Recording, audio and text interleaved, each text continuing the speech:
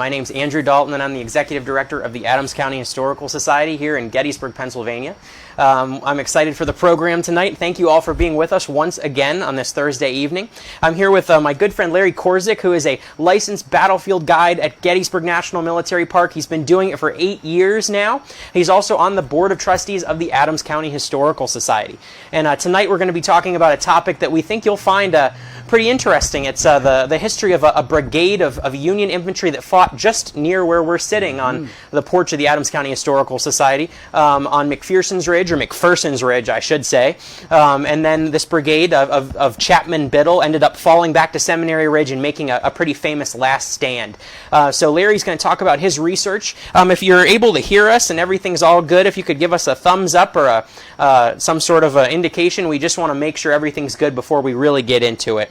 I also want to encourage you to hit the donate button tonight on our post. If you're enjoying it, we rely on generous contributions. And for those of you who are new tonight, the Adams County Historical Society is a treasure trove of millions of historic records, photographs, and items that tell the story of Gettysburg, Pennsylvania, and the surrounding area. We obviously need help to preserve all these incredible treasures, so your donations help with that, and they help us continue to do these programs every week for you. So I'm excited to get into it. First, I just want to thank Chris and Sandy and Linda who have already hit the donate button for us tonight. We really do appreciate your support. It goes a long way. So I'll let Larry get right into it, and we're going to tell this really compelling story of what these men endured just a few hundred yards from where we're sitting tonight. So Larry, thanks for being here. Well, thanks. It's a real honor, Andrew. Thank you so much. Yeah, as Andrew said, tonight we're going to talk about the brigade of Colonel Chapman Biddle. He's got 3 Pennsylvania regiments within his brigade and 1 New York regiment. But keep in mind that Colonel Chapman Biddle was not the original commander of this brigade. The original commander was General Thomas Rowley, because just prior to the Battle of Gettysburg, there's going to be some significant command changes. Of course, we know that General George Gordon Meade will be elevated to overall Army command. He will take over for General Joseph Hooker. With that, General Meade will elevate General John Fulton Reynolds, the commander of the 1st Corps, to a wing commander. He will command 3 corps, the 1st Corps, the 3rd Corps, and the 11th Corps. And with that, the senior division commander, General Abner Doubleday, will become Corps commander, the 1st Corps. Well, then, of course, we have another elevation in command. General Thomas Rowley, the senior brigade commander of that division, will be elevated to division command. I mean, I should say senior brigade commander of the division, right? Be elevated to division command. And then finally, Colonel Chapman Biddle, the senior regimental commander of the brigade, will become brigade commander. So you can see that domino effect with the elevation of General George Gordon Meade to overall Army command. But we've got 4 regiments that'll compose the brigade of Colonel Chapman Biddle. So we'll start with a quick bio of the regiments. Let's start with the 121st Pennsylvania. You can see the one photo here, the one photo showing dedication of the monument and the early construction of it. Yeah, there's one of the more unique monuments on the battlefield, one of the more unique photographs of monuments on the battlefield. It actually shows the 2 regimental monuments of the 121st Pennsylvania. I'm not aware of any other photo that has that. No, I'm not sure. I think it's from the William Tipton collection here at the Historical Society. The first monument on the right is going to be dedicated here in 1886. Okay, but several years later, the state of Pennsylvania is going to give an appropriation to every single Pennsylvania regiment of about $1,500. So they're able to either supplement the existing monument they have on the battlefield or perhaps create an entirely new one. And that's what they're going to do. And that's the monument on the left, and that's the monument today that rests on McPherson's Ridge. It's dedicated in 1889. And their original monument today lies on Cemetery Ridge. So, very unique photograph by Mr. William Tipton. Okay, but we'll talk about the 121st Pennsylvania. They're going to be raised in September 1862. Lincoln's call for an additional 300,000 men to put down the rebellion. They're going to be organized near Chestnut Hill, Philadelphia. and their commander will be Colonel Chapman Biddle. Colonel Chapman Biddle was part of the very famous and prominent Biddle family of Pennsylvania. He's educated in Philadelphia. He studies law, passes the bar, and establishes a very prominent law practice. As I said, the regiment will be formed in September of 1862. They're going to be engaged lightly in some of the early battles, Antietam, Fredericksburg, Chancellorsville, but this is going to be their real test in battle here at the Battle of Gettysburg. When they come to Gettysburg, they bring about 263 men. Okay, so that's a brief bio of the 121st Pennsylvania. Next, of course, we've got the 80th New York. The 80th New York is, although the last regiment added to the brigade, it will be the regiment that is raised the earliest in the war. Okay, they're raised in May of 1861.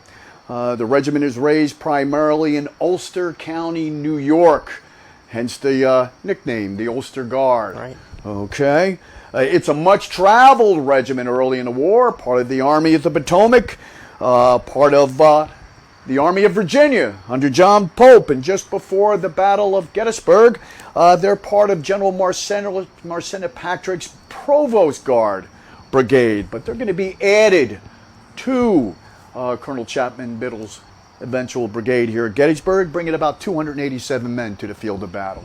Right. Okay. One question, Larry. Yeah. Do you know where the 121st was formed, where those men came from? Yeah, most of them from Philadelphia. Okay. Very Philadelphia, and like I said, they're going to be organized in Chestnut Hill, Philadelphia. Right. So, right. And I imagine many of the members of the 121st, as was Colonel Chapman Biddle, very prominent cities of Philadelphia, Right. citizens of Philadelphia. Yeah. Absolutely. Yeah.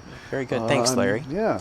The 142nd Pennsylvania will be our next regiment we're going to talk about. They're going to be raised in August of 1862, Harrisburg. Okay, our state capital.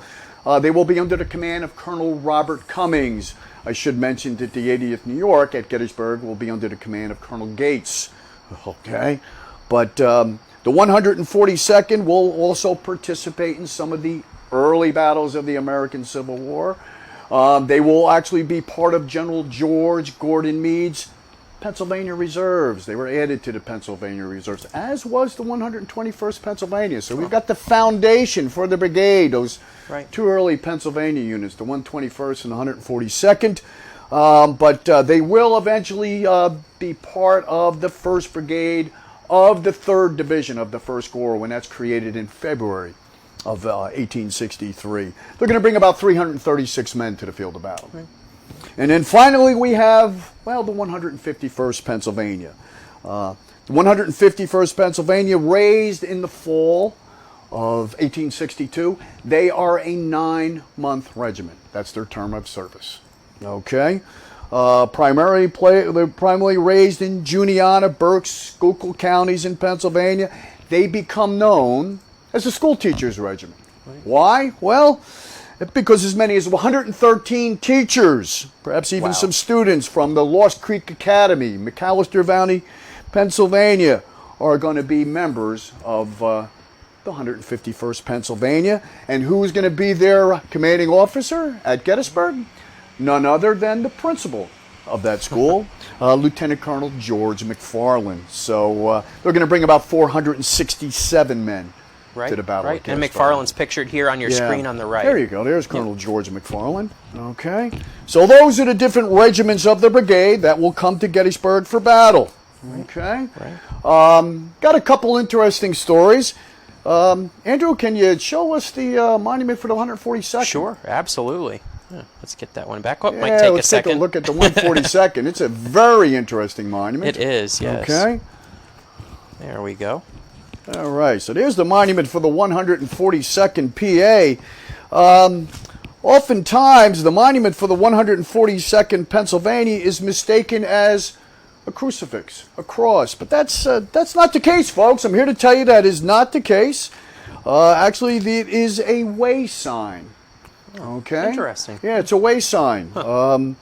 It indicating where a lot of these soldiers would come from. Some of the crossroads communities in central Pennsylvania. Okay, so a little different than what most people believe it to be on the battlefield. Okay, it's going to be dedicated here, 1889. Okay, as I said, commonly mistaken to symbolize a crucifix, but that's not a case. To these men, it may very well have represented three things. One, homage to Gettysburg status as a crossroads village. Right. We know those 10 major roads that radiate out from the center of town. Two, a tribute to the Western PA crossroads communities from which these men have come from. And finally, an artist's replication of a sign of direction, a way sign for these men. Okay? So, very interesting, mind. So the next time you see it on the field of battle, think twice about its meaning. Right. Okay? In fact, Colonel Horatio Gate, the original commander of the 142nd, he would say this. He said, the empty cross was, quote, dedicated to the sacred memory of our brave and faithful associates who did more than we, for as Providence would have it. They gave up their lives that their country might live. Okay? He continued, its cross represented their kindness and liberality upon the sacred soil of Pennsylvania. So, a lot of symbolism surrounding these particular monuments. This is another William Tipton photograph. I should point out, too, from I think this one is from the National Park Service's collection of Tipton photographs, but we have hundreds of original William H. Tipton photographs in our collection here at the Historical Society. We'll show you just a few more of them throughout the program tonight. Outstanding. It's great. Outstanding. Yeah, I use the William Tipton photographs all the time in my presentations on different parts of the battlefield. Particularly, he managed to be there at all the dedication ceremonies. Yes, he did. Yeah. But let's talk a little bit about this brigade. It is absolutely one of the most overlooked, overshadowed, perhaps somewhat forgotten brigades that will fight here at the Battle of Gettysburg, particularly on July 1st, when they are, for the better part, overshadowed by perhaps their more famous sister brigade, who's going to fight just a little bit to their right, to the north, in Herbst Woods. Of course, I'm talking about the famous Iron Brigade, those 3 regiments from Wisconsin, 1 regiment from Michigan, and 1 regiment from Indiana. Okay? But they are very much an overlooked brigade. Okay? But we're going to talk about them for the balance of our time here together. Okay? How does Colonel Chapman Biddle's brigade arrive at Gettysburg? It's a very interesting story because they are going to be the last brigade that arrives on the field of battle. Okay? They're going to come from the south. Okay? They're going to have a forced march. Eventually, at one point, they do cross Sachs Bridge and make their way along the Black Horse Tavern, but then they're going to make a right, heading north, along the west bank of Willoughby Run. Right. And eventually, they're going to strike the Fairfield Road, the Hagerstown Road.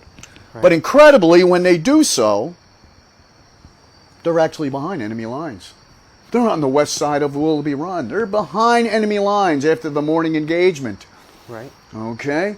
And initially, what Colonel Chapman Biddle does, he forms his brigade on the west side of Willoughby Run, facing north. And he's thinking of making an attack north along the west bank of Willoughby Run. He sees some Confederate soldiers to his front. Of course, that's the remnants of Archer's brigade, now under the command of Colonel Brookett Fry of the 13th Alabama. And perhaps prudently decides, well, he's not sure of the enemy force to his front, the strength of the enemy force to his front, so he's going to have his men splash across Willoughby's Run and head towards McPherson's Ridge. Right, and just a second ago we were looking at a copy of the Warren map, which was drawn in 1868 into 1869, and it shows the Fairfield or the Hagerstown Road labeled current 116, Route 116, if you're familiar with the area. And you can see the wood lot shown on this map is the woods where remnants, as Larry said, the remnants of Archer's brigade ended up. And, Biddle's men, when they arrived, they formed in the road and, almost crashed right into the right flank of the Confederate line. And what could have been the implications of that? Sure, yeah. But I think Colonel Biddle realizes he's just a brigade strength. Right. Perhaps if it was a division force, it might have been a different story. Yeah, and for the big battle of Gettysburg buffs, too, I should point out when they got out to the road, they were among some cavalrymen of the 8th Illinois that had been deployed out that way. And so the 8th Illinois was able to kind of warn them that they were not in the right place and that if they were to continue, they may be in some deep significant trouble. Yeah, absolutely. Yep, so they'll cross across, as Larry said, they're going to move across this open field and cross Willoughby's Run. Yeah, they're going to splash across Willoughby's Run somewhere between the Harmon farm, which we'll talk about, and the Hagerstown Road. Right.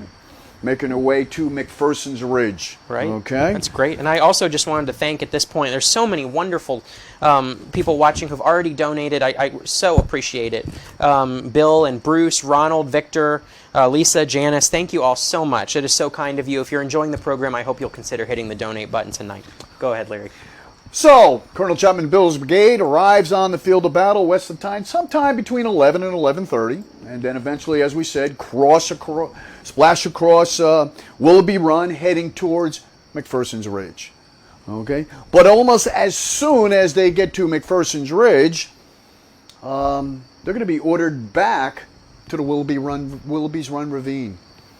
Okay, and almost immediately, these men are going to come under not only sharpshooter fire from Confederate soldiers posted in that wheat field to the other side of Willoughby Run, but also artillery fire.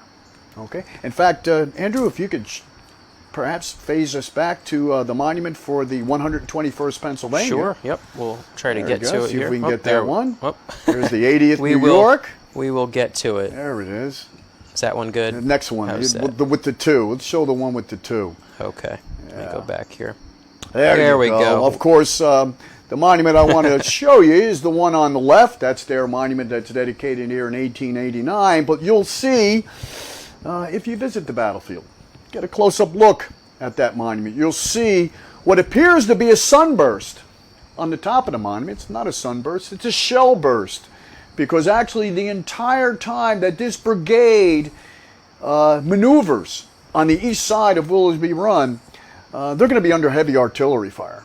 Not only Confederate artillery units posted on Hurds Ridge to the west, but sometime a little after noon, artillery units of General Ewell's Corps posted on Oak Hill to the north. At times, they're going to be caught within a deadly crossfire. And these men of the 121st specifically remembered the heavy artillery fire that they were under. And that's why today, when you visit that monument, you'll see that shell burst on the top of the monument today. Right. Yeah, that's one of the more unique things on the First States battlefield. I like to point that out. People don't see it much because I think it's kind of, the auto tour doesn't really take people by that way. Oftentimes what happens, if you make the right turn off of the Hagerstown Road, you quickly move by the monuments of Colonel Chapman Biddle's brigade because everybody wants to head to Herbst Woods, where the Iron Brigade fights, and of course where General Reynolds will meet his demise. Right. Yeah. So, but I'm going to suggest next time, take a better look at them. Yeah. The 142nd, it's a great monument. And of course the monument to the 121st. Okay.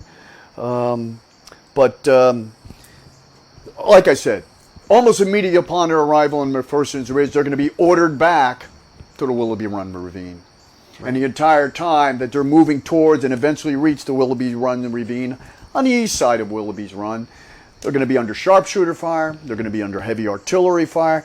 It is not a good position. Right. Okay, and very shortly thereafter, they will be pulled back to McPherson's Ridge, but not before Colonel Gates of the 80th New York is going to decide he needs to neutralize some of those pesky Confederate sharpshooters who have taken position at the Harmon farm. Okay, the barn, the farmhouse, just to the west side of Willoughby's Run. Perhaps some soldiers from Johnson Pettigrew's brigade of North Carolinians, in all likelihood. So almost immediately, what Colonel Gates is going to do, he's going to deploy one of his companies. He's going to deploy Company K, I believe, under Captain Baldwin. Yes. He'll deploy them to capture the Harmon farm. Right. Somewhere between 35 to 40 men at best. Yeah. Okay. And this is just what they're going to do. They'll splash across Willoughby Run. They'll make a determined attack upon the Harmon Farm buildings, and they will drive those Confederate sharpshooters from the position. That's right, yeah. And we should note, too, at the time, you know, the Harmon house is occupied by two women, Rachel Finnefrock, in her 50s, I believe, and then her niece, Amelia Harmon, who's just 16 years old, who writes a pretty incredible account of the battle. At that time, you know, they're hiding in the basement of the home, and they are pretty surprised to see the soldiers from the 80th New York, aren't they? I can imagine, absolutely. In fact, let me see if I have one of the quotes of Amelia here. Sure, yeah, just let's see. One example. I mean, you imagine civilians, there's so many instances where civilians are caught really, literally in the middle of the battle, where, you know, you have soldiers running into a house, or, you know, even worse, and we'll talk about later what happened to the Harmon house.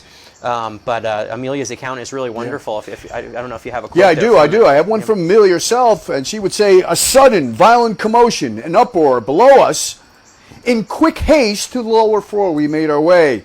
There was a tumultuous pounding with fists on the kitchen doors. As the frightened ladies unbolted the door, she said, quote, a stream of maddened, powder, blackened Ulster Guard soldiers, the 80th New York, would come in and occupy the house." That's Company K of Captain Baldwin. And almost immediately what these men will begin to do is ply their trade as sharpshooters. Right. In fact, one Confederate soldier, a Tar Heel, perhaps on Hers Ridge to the rear, he would say, quote, "The enemy's sharpshooters reminded us that we had better cling close to the bosom of old Mother Earth." That's a great quote. Yeah, very quickly. But almost as soon as that company of men from the 80th New York capture the Harmon Farm, they're going to come under very increased pressure from Confederate soldiers to the west, particularly those North Carolinians. And it's going to get to the point where Colonel Gates is going to have to dispatch another company, okay? Right. Company G under the command of Captain Cunningham. Another 35 to 40 men? Yep. Okay, so keep this in mind, folks, because almost immediately the 80th New York has lost 80 men to the other side of Willoughby Run. Right. And I'm going to suggest to you that eventually, when the Confederates do move forward in their determined attack about mid-afternoon on July 1st, those 80 men, well, when they're driven from the Harmon Farm, they're going to splash back across Willoughby's Run, but then they're going to head south along the east bank of Willoughby's Run, perhaps falling with some of those Union cavalrymen. Right. And these men will not rejoin the regiment until the Union Army retreats to Cemetery Hill. Right. So right away, the 80th New York is going to lose 80 men. Right, yeah. And we know of, several casualties, during this fight over across the creek at the farm. Some of you may know this property became the Gettysburg Country Club golf course. Now it is part of Gettysburg National Military Park. So, it's a great kind of little-known place on the Gettysburg battlefield. And there is really this pretty spirited little fight out there between these 80 guys. And you don't often think of the Civil War as, small platoon-sized combat, fighting with each other. But this is an instance where that happened. And, it was some pretty heavy fighting, and we know of casualties that took place out there as well. Absolutely. So, yeah, and of course civilians caught in the middle of all of it. So that's a wonderful story. Okay, Great. So eventually what's going to take place is that towards mid-afternoon, sometime between 2 and 2:30, General Robert E. Lee will unleash the storm once again. He's going to allow General Henry Heath and the division commander to bring fresh reinforcements forward and attack once again. These are going to be the men of the brigade of General J. Johnston Pettigrew and a brigade of Virginians under the command of John Brockenbrough. This North Carolina brigade, close to 2,600 men strong. It is the largest brigade in General Robert E. Lee's army. And within the ranks of Pettigrew's brigade is the 26th North Carolina, the largest regiment in General Robert E. Lee's army. Right. So eventually they're going to move to the attack. They're going to come down from Hers Ridge. On the left, is on their left would be the Virginians under Brockenbrough, but to their right to the south will be the North Carolinians under J.J. Pettigrew. Their brigade line will be the 26th North Carolina on the left, followed by the 11th North Carolina, then the 47th, and finally on the far right of the brigade line, the 52nd North Carolina. Right, right. And the 11th is commanded by an Englishman, too, which is a really neat story. Collett Leaventhorpe. That's a great name. And this guy, great name. An English man commanding a brigade of rural North Carolinians. You can imagine, I think there's a great account of the first time they met the colonel, and he opened his mouth with this thick accent, and the North Carolinians burst out laughing. I wonder if they took time for tea and biscuits at given times. Yeah, right. You know? Well, and Leaventhorpe's pretty severely wounded as well during the battle. Yeah. So, yeah.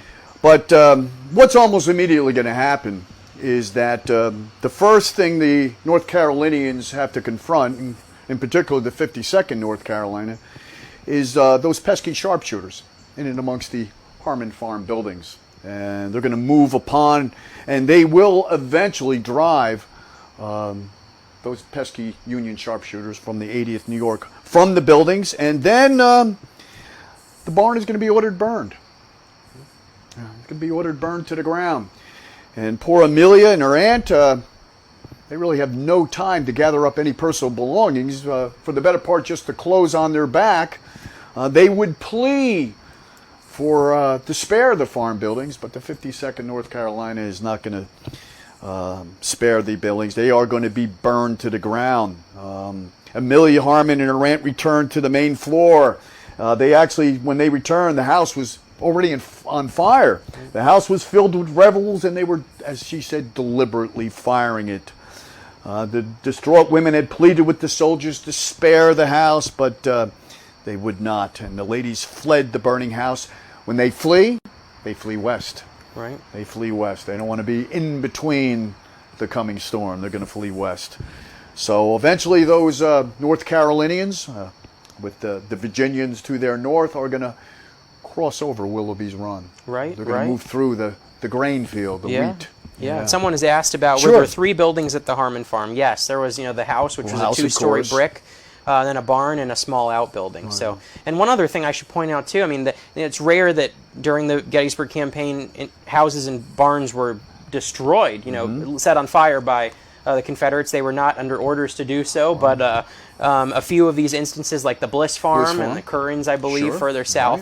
Right. This is just one of a few instances where this happens, and it's pretty significant. And one other detail too: when the Confederates enter the house, they claim to be the Louisiana Tigers, which I think is a neat detail. And we've seen in other places where Confederates, perhaps to escape the blame, pinned their misdeeds on... those Tigers got a very nefarious reputation, right. So I'm sure the women, when they heard that they were Tigers, they probably even more determined to flee the burning house. Yeah. Absolutely. One other question, are tourists allowed to walk out to the Harmon Farm? Yes, yes you are.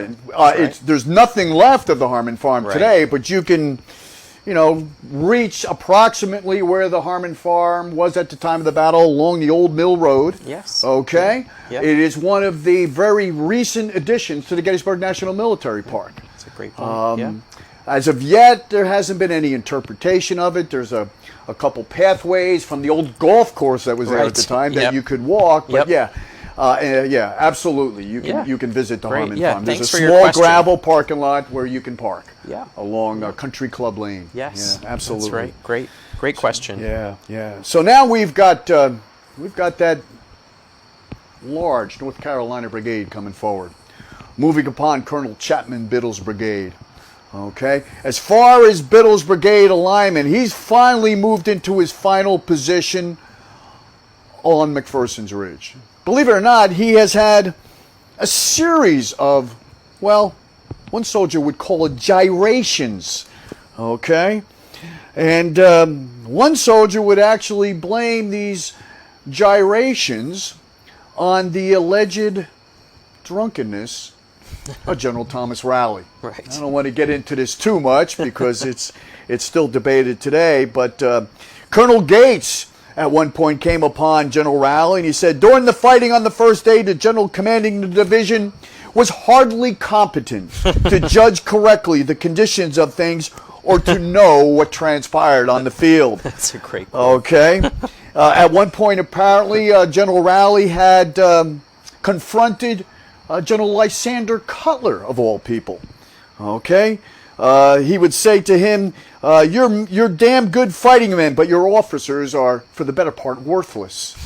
Okay. Now, why was General Raleigh on the north side of the Chambersburg Pike That's a good question. when his division is on the south side? Well, Right. I'll let you make that decision. Right. Also, Lieutenant Colonel Rufus Dawes of the 6th Wisconsin would write that he was raving and storming and giving wild and crazy orders. Okay. Well, eventually, Lieutenant Clayton Rogers, he's the provost marshal for the division, General Wadsworth's division. He's going to place General Raleigh under arrest, and he asked Dawes for his support in this arrest. Raleigh is eventually court-martialed in April of 1864.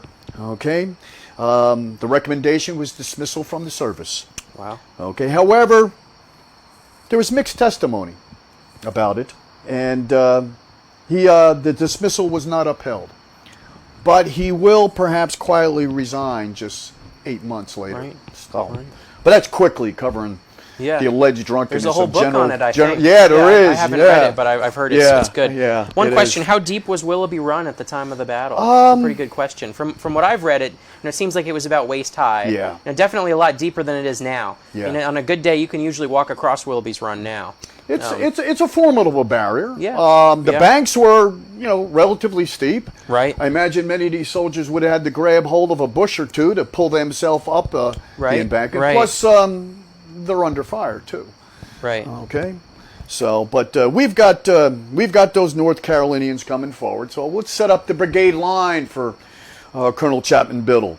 On the far left of the brigade line, closest to the Hagerstown Road or the Fairfield Road, will be the 121st Pennsylvania. To their immediate right or to the north, the 80th New York. Okay. Then we'll have an artillery battery. Initially, it was Cooper's battery, but he's going to be replaced by Lieutenant George Breck and his guns. Okay. Right. So he'll be in between the 80th New York and then the 142nd. Further to the north. So that's essentially the brigade line. Yes, just 3 of the 4 regiments. Well, where's the 151st? 151st is in reserve. They're back near the Seminary building. Okay. As a good brigade commander should, he always keeps one of his regiments in reserve should an emergency situation arrive. But how many men at this point within the ranks of Colonel Chapman Biddle's brigade? Probably at best about 800, probably less. Right. I'm sure there was straggling on the march here. I'm sure several men were put out of action from the Confederate sharpshooters, from the heavy artillery fire. So if they have 700 men between these 3 regiments in the ranks, I'd be surprised. And who's coming at them? Well, essentially 2 of Pettigrew's regiments, the 47th and the 52nd. Right.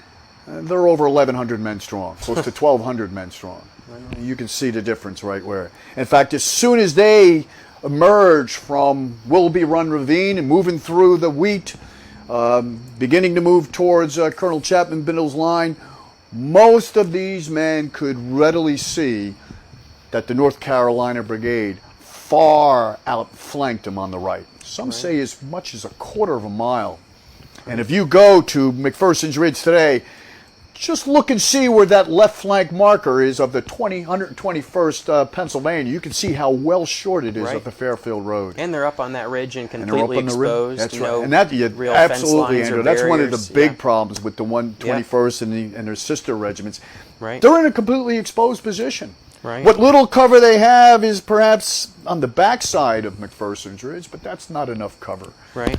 In fact, at a given point, Colonel Chapman Biddle has his men lying prone. They're down in the ground. Yeah, perhaps within the wheat, taking cover. Right. And it's not until the North Carolinians get within a very close distance. Okay. It was said, the order being given, the 121st Pennsylvania rose and, quote, delivered their fire directly in the faces. staggering them and bringing them to a stand. This is those two North Carolina regiments. Major Biddle wrote, quote, "The immediate attack on our front was destroyed by our fire." The men of the 80th New York and the men of the 142nd Pennsylvania also withstood the initial attack, firing into the faces of those advancing North Carolinians. Lieutenant J. Owen of the 47th North Carolina wrote, "It's a grand spectacle. In the line of the 47th, there are over 650 muskets." Not quite that many. The men marching steadily to meet the foe, who are strongly posted with a heavy infantry force and with artillery, which at every step rakes through our lines, cutting great gaps in our battle lines. So North Carolinians are taking some heavy casualties at the hands of Colonel Chapman Biddle's brigade. But the Tar Heels quickly recover. Okay. And the 121st began, quote, "falling fast in the face of the leaden storm that howled around them." Okay. And what is quickly going to take place? The 52nd North Carolina, on the far right of the North Carolina Brigade, will outflank the 121st Pennsylvania on their right. Okay. Not only are they going to outflank them, they're actually going to begin making their way into their rear. Okay. And that is going to lead to the collapse of the 121st Pennsylvania. And then, like a series of dominoes, the 121st will collapse. Then the 80th New York. Lieutenant George Breck has already gotten his guns away. And then finally the 142nd. So the entire brigade line, those three regiments, are going to give way. At one point, Major Biddle, he's going to take command of the 121st. He's actually the cousin of Colonel Chapman Biddle, who seemed to be everywhere at once, attempted to refuse his left flank against the 52nd North Carolina, but he said, "My ranks were broken." Officers attempted to rally the men to no gain. Okay? The dead and wounded covered the ground along the entire line of its position. Sergeant William Hardy carried off the regimental colors, which were perforated with bullets, and the staff splintered in 3 different places. Wow. Okay. Colonel Biddle, the brigade commander, also seemed to be everywhere. He sensed the 121st wavering at one point and rode over to encourage the men. However, his horse, struck, would fall heavily, carrying him to the ground. Some Confederate troops had seen him ride rapidly forward, bearing a large Federal flag. Colonel Biddle grabbing the flag of the 121st Pennsylvania. The men of the 47th North Carolina were so impressed by Biddle's bravery that they were genuinely pleased to hear afterward that he was not killed in battle. Yeah. One thing I like about the officers of Colonel Chapman Biddle's brigade, Colonel Chapman Biddle, of course, included, is the incredible bravery these men are going to demonstrate on this day. Right. Major Biddle. Right. Colonel Biddle. Colonel Gates at one time would seize the flag of the 80th New York. At one point, Colonel Robert Cummings, the commander of the 142nd, along with Colonel Chapman Biddle, would perform a counterattack upon the charging 47th North Carolina, temporarily stunning these men. Wow. However, tragically, Colonel Robert Cummings will fall in this counterattack, killed instantly in the charge. Right. And I've got one story around how beloved this officer was of his men.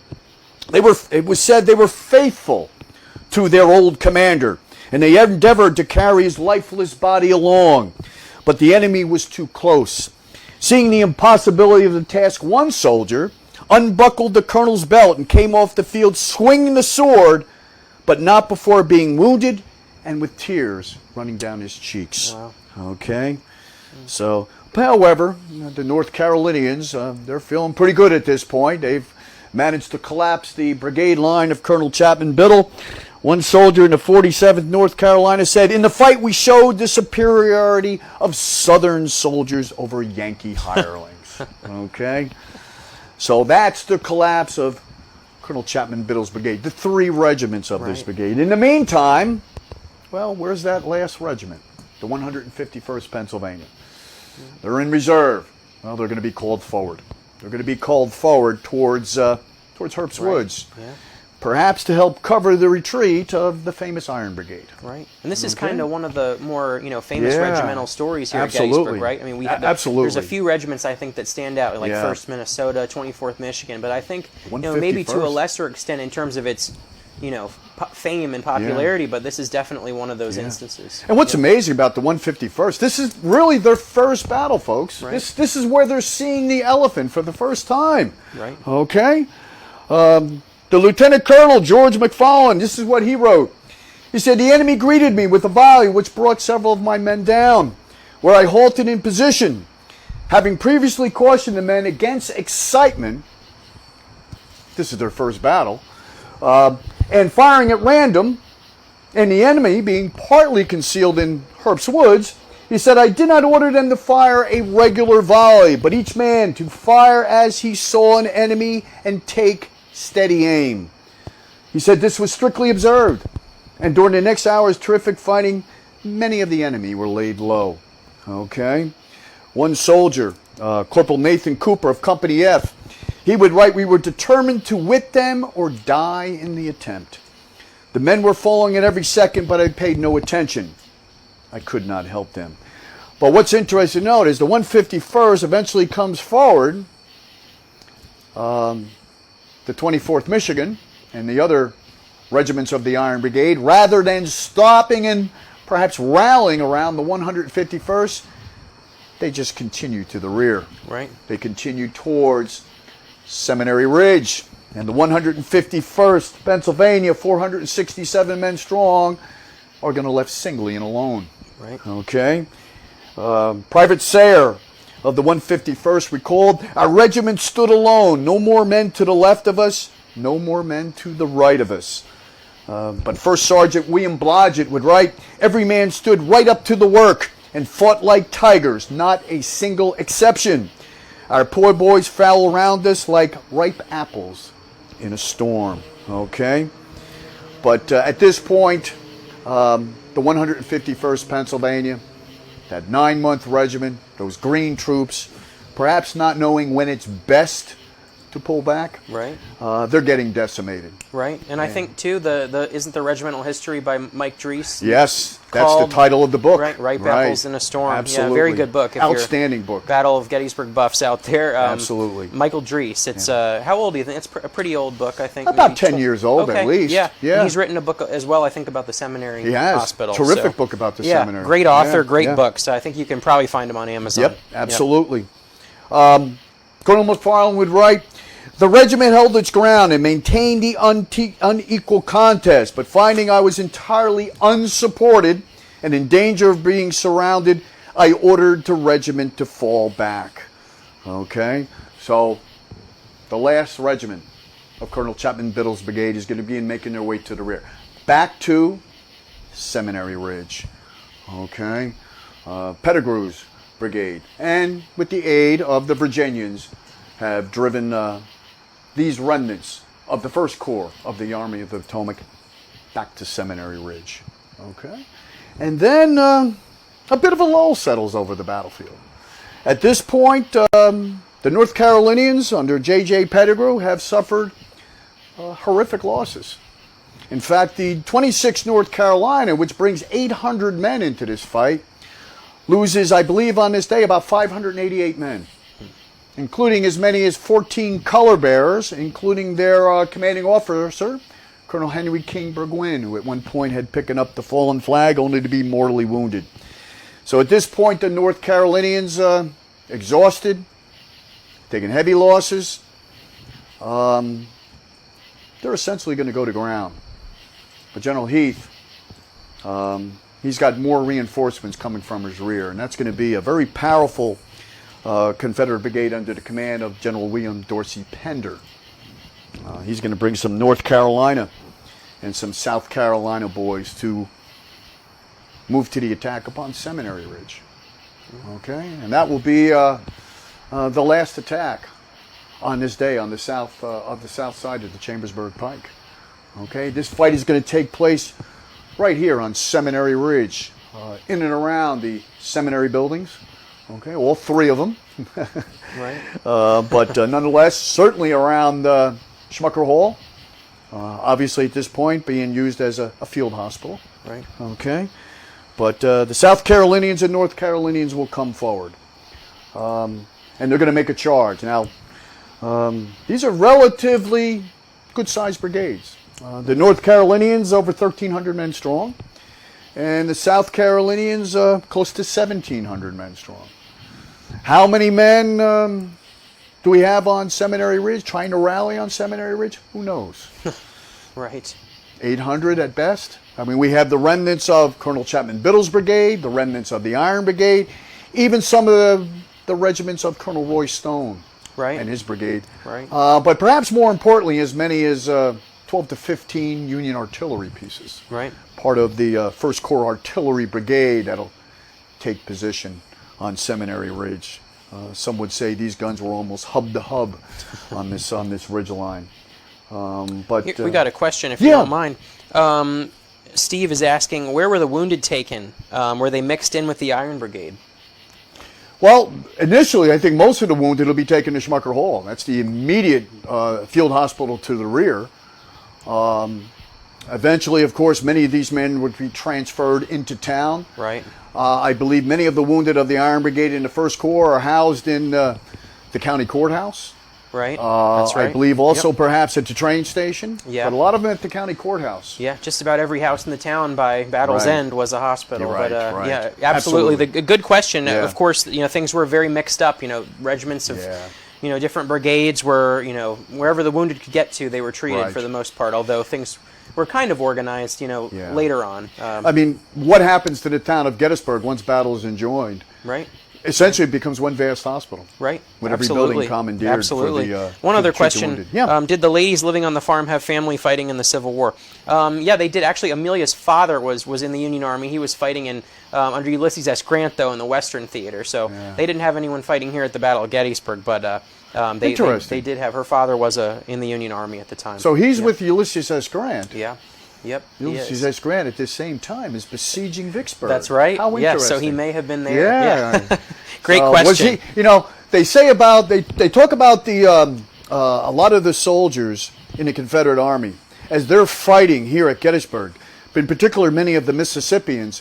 What are they thinking about? They're thinking about their loved ones back home. That's a great point. Particularly some of those soldiers in General Davis's brigade, right. Those 2 Mississippi regiments, the 2nd and 42nd. They're thinking about loved ones at home. Right. Because many of those soldiers are from the area of Vicksburg. Yeah. Well, now we have Amelia's... somebody from around here thinking about what's happening back home. in Gettysburg. Yeah, right. Back in Gettysburg. Right. Yeah. Another question, and we have a great point from our good friend Lynn Heller saying that there were many wounded in the McPherson barn, which is absolutely true. Oh, absolutely. Especially from the Bucktail Brigade. The Bucktail, Colonel Roy Stone will be housed in there. Yeah. Many of the regimental commanders are down on this day. Right. Yeah, absolutely. Think about how dangerous it is to be a regimental commander. I mean, so many of these people right out front, killed, wounded, and the succession is sometimes unclear when you've got so many officers killed or wounded. Sure. Another great question: do any of the seminary buildings still have battle damage? We do have the Reverend Simon Samuel Schmucker's home that does have an artillery shell embedded within its walls. These buildings would, without a doubt, perhaps been struck by artillery fire, definitely small arms fire, absolutely. Without a doubt. Yeah. Great question. Yeah. Okay, so now we've got General Dorsey Pender. We've got his division coming forward. The South Carolinians and the North Carolinians. They're going to move to the attack sometime about 4 p.m. it was. And Private Littlejohn of the South Carolinians, he remembered, quote, "They began throwing grape shot at us by the bushel," he would say. But Perrin, commander of the South Carolinians, Colonel Abner Perrin, he ordered the regimental commanders, quote, "not to allow a gun to be fired at the enemy until they received the order to do so." And he reported that the brigade received the enemy's fire without faltering. But a South Carolinian noted that at one time the line did waver under the murderous fire. And who's going to see the line waver? Colonel Perrin himself. He understood that the moment demanded some personal display of bravery. Okay? So he began brandishing his sword, spurring his horse forward. His troops, quote, were filled with admiration for such courage as defied the whole enemy fire of line of fire, and the brigade followed with a shout that was in of itself a victory. One soldier put it, and this is one of my favorite quotes, one soldier put it this way: to stop was destruction, to retreat was disaster, to go forward was orders. Yeah. So eventually, the North Carolinians, South Carolinians, continuing forward. The North Carolinians aren't going to do quite as well as the South Carolinians. They're going to come under heavy canister fire from those Union artillery pieces on Seminary Ridge. Right. In fact, for the better part, they're going to only get about halfway across that field when they have to go to ground. Right, yep. Their brigade commander, General Alfred Scales, will be grievously wounded. Maybe that'll take some of the starch out of the boys. For the better part, they're going to go to ground. They're not going to go forward. Right. It's going to be the South Carolinians that are going to have to make the breakthrough. Okay. How did they do it? Well, it's going to have to do once again with the flanking maneuver. Just as on McPherson's Ridge, it's going to happen again on Seminary Ridge. Colonel Perrin ordered Lieutenant Colonel Brown of the 14th South Carolina. He told him to go straight ahead and to hold the Union defenders in position. And he's going to direct Major McCreary of the 1st South Carolina to oblique to the right to the lightly defended section of the ridge, perhaps the soft underbelly or the flank of that remnant of a line on Seminary Ridge. Once reached, he was to wheel left and take the end of the line in flank. The other two regiments, the 12th and 13th South Carolina, would oblique to the right. They're going to deal with those pesky Union cavalrymen under General John Buford, his boys. Okay? Once again, the flank attack is going to shatter the Union position on Seminary Ridge. Okay? Here at this point, Lieutenant George Brankstone of the 80th was shot through the head, and drummer Daniel Treat saw his brother felled by balls through his breast and head. Before the battle, his brother had told him, "Tell father, if I fall, I won't die a coward." Okay? Wow. Colonel Biddle, his flank badly turned, had no choice but to take his regimental colors with the few men that he had left in him. He had actually suffered a head wound earlier on. Right. In fact, at one point he was conversing with Colonel Gates. Yeah. He takes a spent bullet to the head, kind of knocks him senseless for a little bit. He goes to the rear, but apparently the wound is dressed. He comes back and resumes command of the brigade. Right. Okay? Yeah.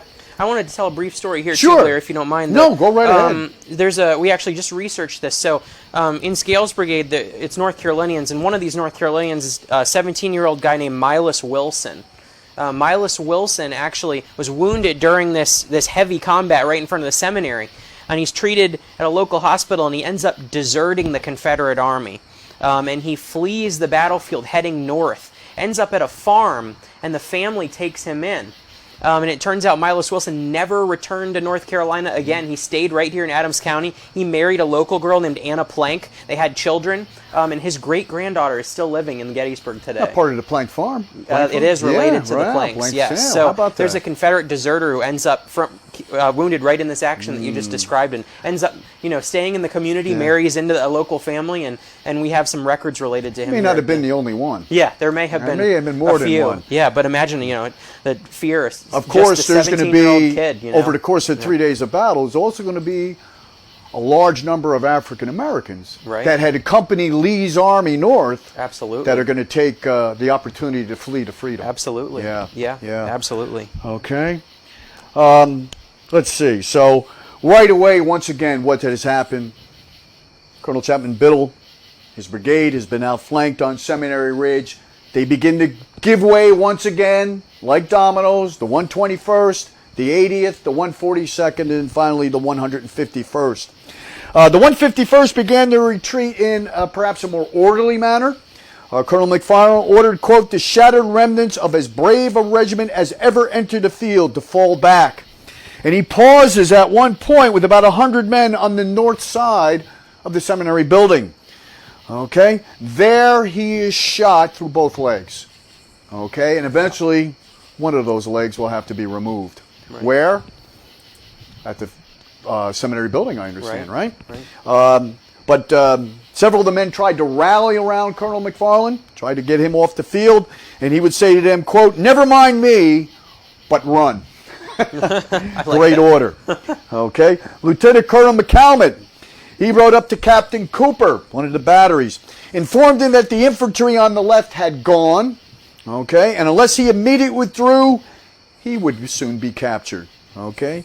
Needless to say, Cooper promptly withdrew.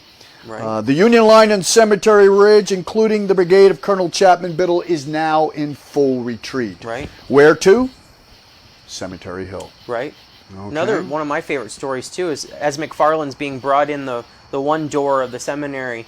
On the other side of the long hallway, the Confederates are coming in the other side at the very moment that they're carrying the colonel in. Now, is it not correct that he's perhaps the last patient to be removed from the seminary building, right? Yep, yeah. Okay. He's a really incredible story of him there, and he is it's one of many Union soldiers from Biddle's brigade and the Iron Brigade who fought in that area and ended up being treated, and many who died in the building. Colonel McFarland will recover, and he'll become a very important educator after the American Civil War. Right. Absolutely. Yeah. Let's see. Yeah. So that's the story of Colonel Chapman Biddle and his brigade. I want to give you some sobering statistics for a moment. Okay? Biddle's brigade would bring 1,361 men into the fight. They'll lose 898 men. Wow. 66% casualties. Okay? Now, folks, let's put this in perspective. The Iron Brigade only lost 63%. Okay? It's the Union Brigade, let's see, Union Brigade with the second greatest number percentage loss. Wow. It is the Union Brigade with the greatest total loss, fourth. They come in fourth. All four regiments would suffer over 50% casualties. The 151st, 72.2%. Right. Ninth on the list. Unbelievable. The 121st, 12th. The 142nd, 22nd, and the 80th New York, 31st. So they're basically all in the top 30 of all the regiments here at Gettysburg. That's incredible. That lose over 50%. Union regiments with the greatest total loss. The 151st, 337 men, second. Wow. The 142nd, 211 men, 22nd. Union regiments with the greatest number of killed. The 151st, 51 men, they're fifth on that list. And the Union regiments with the greatest number of wounded, the 151st, 211, number one. Right. Number one. Very sobering statistics for this brigade that really, this is their first battle as this brigade with the different regiments, with the 80th New York just being added just prior to the Battle of Gettysburg. Right. So whether they've been able to, put together a cohesive esprit de corps within the different regiments. Right. Perhaps it shows on this day. Sure, yeah. Many are buried right there on the field as well. So many killed outright. We have the Elliott burial map of the battlefield that shows a large Union burial trench right around there. Undoubtedly, this is some of the heaviest fighting in the Battle of Gettysburg, and perhaps not as well known, but still a wonderful story. Absolutely. Yeah, a wonderful and Andrew, let me really give a shout out to perhaps she's listening. She sent me a terrific email. Came through Tim Smith to me, sent by Linda Schrader. Okay, oftentimes listener and viewer. She gives me the story of Captain William White Dorr, the 121st Pennsylvania, Company K. He was the son of the regiment, Reverend Benjamin Dorr. He's the rector of Christ Church in Philadelphia. Very historic church. Right. 7 members of the Second Continental Congress are buried there, including the graves of Benjamin Franklin and Benjamin Rush. Now, I've oftentimes visited that grave. You peer through the iron fence and you can see Benjamin Franklin's grave. But next time I'll have to go inside, ask her if, I have to find out if Captain Dorr rests there today, along with the Reverend Benjamin Dorr. But interesting note also that a box of letters were found between the Reverend Dorr and his son. They regularly corresponded. From the Governor's Academy in, of all places, Byfield, Massachusetts. an academy that had been established around 1763. But one teacher at the academy, his name is Mr. William Quigley, compiled and wrote a book titled Pure Heart, the Faith of a Father and Son in the War for a More Perfect Union. So thank you very much for that terrific information on Captain William Dorr of the 121st Pennsylvania. That's great. Yeah, and we do have a few questions, if you Sure, don't mind, Larry, absolutely. before we go. Yeah. Our first question, what's the average age of a soldier at the Battle of Gettysburg? That's kind of a tough question. Yeah, kind of a tough question because most of these men, when they enlisted, for the better part, they were around 22 years of age. Right. Let's say that. Right. Now, if they enlisted in 1861, of course, now they're 24. But Right. most of them, the average age of a Civil War soldier was about 22 years Sure. of age, which is a little older than post-war generations. Right. Post-war, the Vietnam era, Right. Korean War era. Yep. Lots of earlier those 20s, were late teens. Vietnam absolutely. soldiers were in their 18s. Yeah, that's incredible. Yeah. Yeah, a couple other questions we're getting in. I'm glad so many people enjoyed the program. Thank you. And I want to thank Larry, too, for doing this. This is wonderful. Did the artillery wait too long to get off the ridge because of some sort of misunderstanding? Yeah. There was a little bit of a misunderstanding because, well, first of all, the infantry gives way first. Right. And when they give way, it's for the better part of route. Right. McFarland talks about they retreated orderly, but Right. they're given away very quickly. And the problem is, when the infantry does give way, how do they retreat back to Cemetery Hill? They're going down the Chambersburg Pike. Right. And you think towards about town. how crowded this is, Right. too, and chaotic. I mean, the scene in the town must have been absolutely horrendous. And the problem with that is the artillery needs the road to be able to make their escape. Exactly. Yeah. So fortunately, what takes place, the infantry begin to move into the railroad cut. And they're going to make their escape back towards Cemetery Hill initially through the railroad cut. But this opens up the road for the artillery. And I don't believe a single Union artillery piece is lost. I think Cooper may have had one gun disabled during the retreat. But that's about it, which is fairly remarkable when you think about it. Yeah, it is. Yeah. Especially given that, some of these Confederate brigades are pretty fresh and could have easily moved forward at a much rapid, and much they're going more to rapid pursue pace. the Union retreat right through the town. Right. Yeah. That's wonderful. And a couple other questions, I think maybe just one or two more. How long was this fight, on McPherson's Ridge? Of course, these types of things are hard to know because people's people's watches are not really running at the same time. And what I always like to say, that most of these engagements are really of short duration, but horrific in nature. 30 minutes an hour. 30 minutes at best. Maybe 30 minutes on McPherson's Ridge. 30 minutes at most on Seminary Ridge. Right.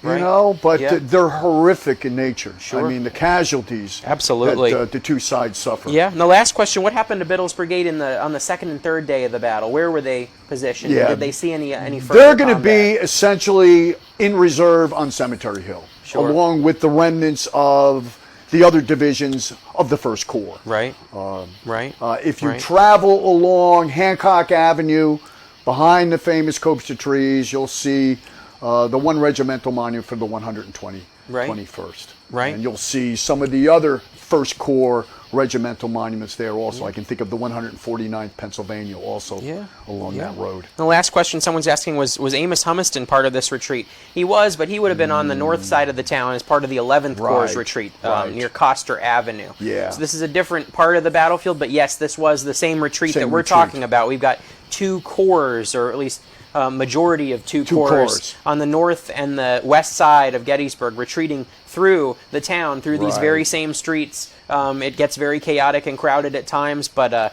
it is largely successful. There's no mass capture of Union soldiers during the retreat. There are some instances where 50 or 100. There's a couple famous things that happen where groups are captured, but for the most part, I would say it is successful. They're able to get out. In fact, it was said that when these two corps retreated down Baltimore Street, it was said one corps took the right side of the road and one corps took the left side of the road as they moved down Baltimore Street to Cemetery Hill. And one of the town residents would write that she could literally cross the street walking on the heads of the soldiers that It was so packed within. Oh yeah, you can imagine. You the got Baltimore a Street town of 2,400 people, Yeah, and then you've got tens of thousands going through this town at a rapid Right. pace. It is incredible. It's a wonderful story. Thank you so much, Larry, for I had a being lot of here. fun. A lot of fun, folks. I hope you did too. Well, thank you. Yeah, we've had a great crowd tonight, over 100 people for most Wow. of the talk, and Wow. thank you so much for spending your time with us again this week.